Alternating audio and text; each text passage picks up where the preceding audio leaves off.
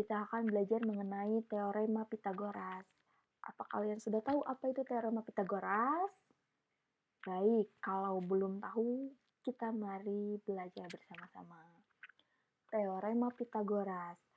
Teorema Pitagoras adalah teorema yang berlaku pada segitiga siku-siku.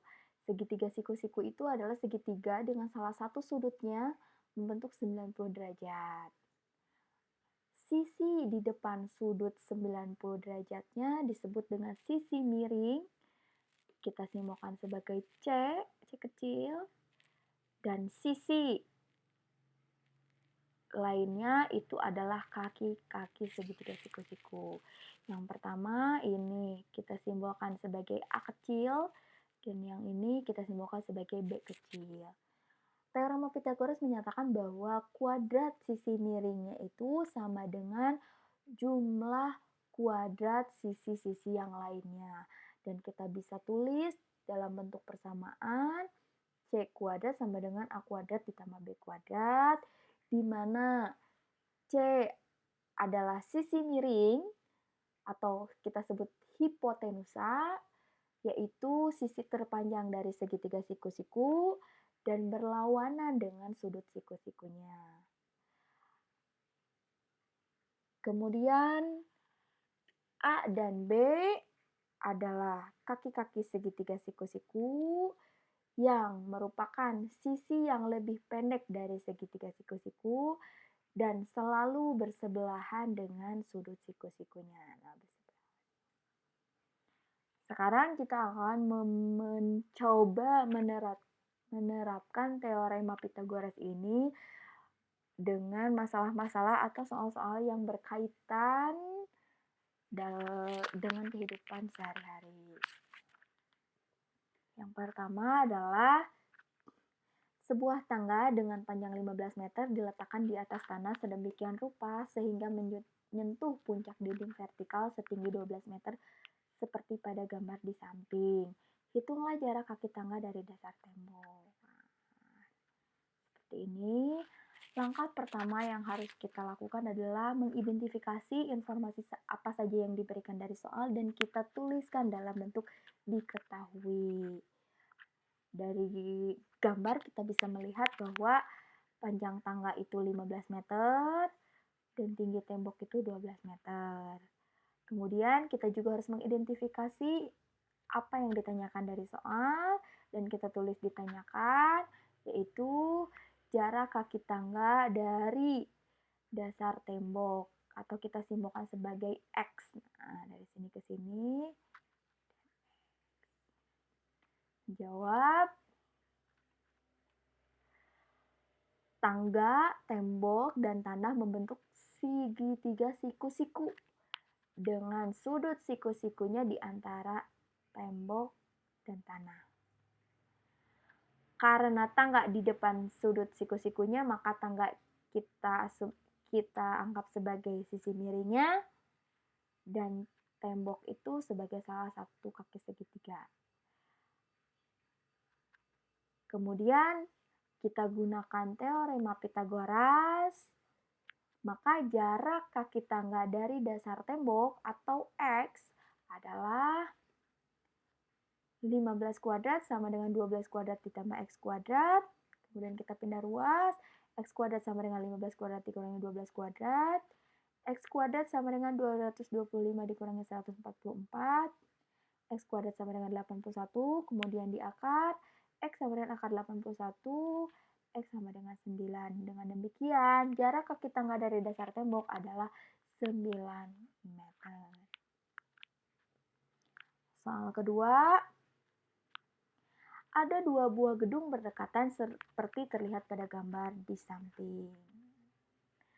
Gedung A, B yang berwarna biru memiliki tinggi 25 meter. Dan gedung C, D yang berwarna abu memiliki tinggi 19 meter. Jarak antar kedua gedung ini adalah 8 meter. Seperti biasa, hal yang pertama kita lakukan adalah mengidentifikasi informasi apa saja yang diberikan dari soal dan kita tuliskan dalam bentuk diketahui. Yang pertama, tinggi gedung biru AB 25 meter, tinggi gedung abu CD 19 meter, dan jarak antar gedung atau BC sama dengan 8 meter. Selanjutnya kita identifikasi apa yang ditanyakan dari soal dan kita tuliskan dalam bentuk ditanyakan. Itu jarak antar puncak gedung atau AD adalah, nah, jawab. Sebelumnya kita tulis dulu, kita tarik garis dari D sampai ke gedung AB dan kita tulis sebagai E, titik potongnya sebagai E. Kita lihat bahwa AE tegak lurus DE. Sehingga AED membentuk segitiga siku-siku dan siku-sikunya itu di E. Oleh karena itu, kita bisa menggunakan teorema Pythagoras untuk mencari jarak antar puncak gedung AD.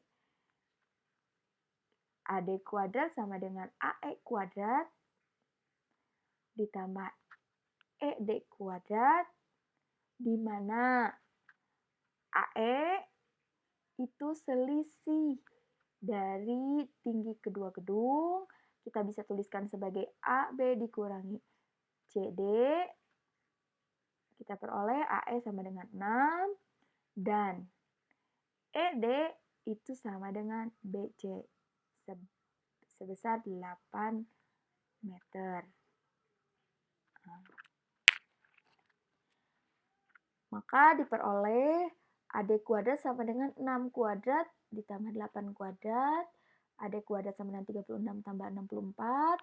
AD kuadrat sama dengan 100. Kemudian kita akar, diperoleh AD sama dengan akar 100.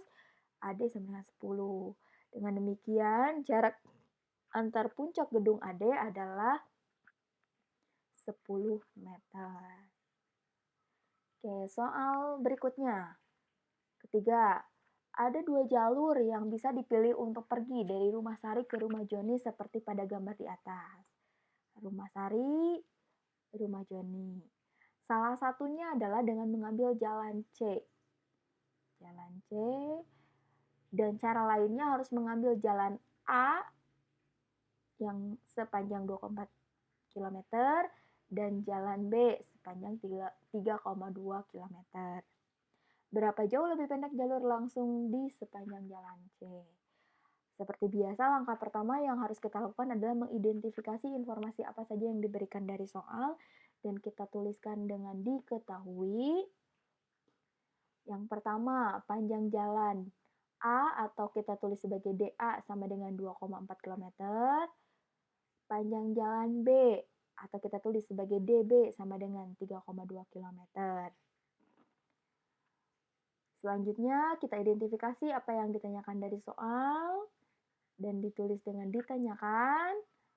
Perbedaan jarak antar kedua alternatif jalur yang bisa ditempuh atau delta D adalah, jawab. Berdasarkan gambar, kita bisa lihat bahwa kedua alternatif jalur yang bisa ditempuh membentuk segitiga siku-siku dengan sudut siku-sikunya itu di sini, perpotongan antara jalan A dan jalan B.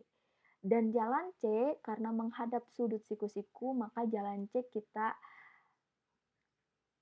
anggap sebagai sisi miring dari segitiga siku-siku.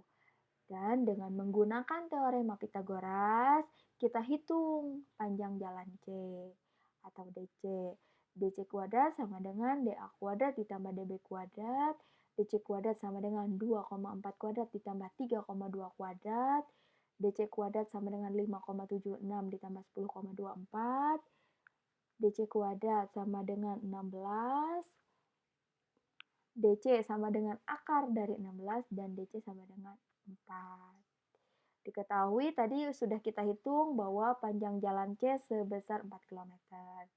Maka perbedaan jarak antar kedua alternatif jalur yang bisa ditempuh atau delta D adalah delta D sama dengan dA tambah dB min dC.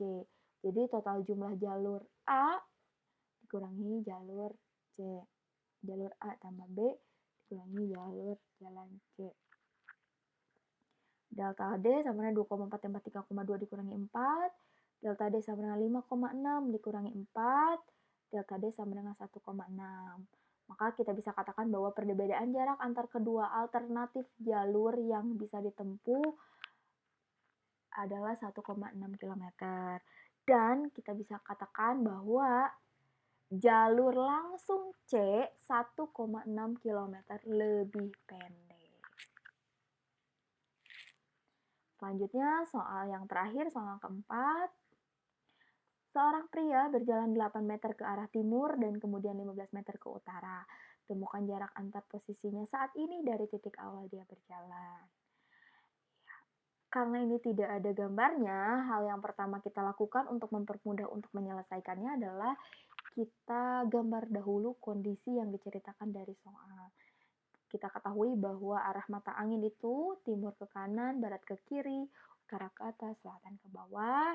Nah, kita gunakan untuk menggambarkan kondisi dari soal. Yang pertama, pria tersebut berjalan ke arah timur. Kita tulis sebagai A, dari A ke B itu sejauh 8 meter. Kemudian ke utara dari B ke C itu sebesar 15 meter. Nah, kemudian kita tarik garis dari A ke C. Langkah yang pertama kita harus lakukan, seperti biasa kita identifikasi informasi apa saja yang diberikan dari soal, dan kemudian kita tulis diketahui. Yang diketahui dari soal itu adalah jarak tempuh ke timur atau AB sama dengan 8 meter, jarak tempuh ke utara atau BC sama dengan 15 meter.